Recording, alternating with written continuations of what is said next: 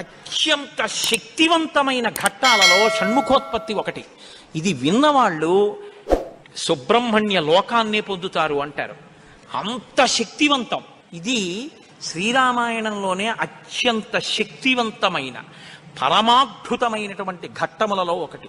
ఇది ఎంత శక్తివంతం అంటే గర్భిణీ స్త్రీలు కానీ ఈ సర్గల్ని పారాయణ చేస్తే తప్పకుండా వాళ్ళకి సంతానం కలుగుతుంది. సంతానం ఉత్తమమైన సంతానం కలుగుతుంది. ఎటువంటి సమస్యలు లేకుండా వాళ్ళకి ప్రసవం అవుతుంది.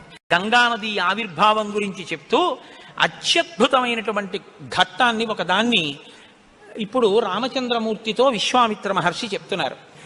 నాయనా రామా, నీకు అంగదేశం గురించి చెప్పాను. మన్మధుడు కాలిపోయాడు. తర్వాత పార్వతీ పరమేశ్వరులకి వివాహం అయింది. ఎలా అయింది మరి మన్మధుడు లేకుండా? ప్రారంభమే ఒక గొప్ప విషయం. అందరి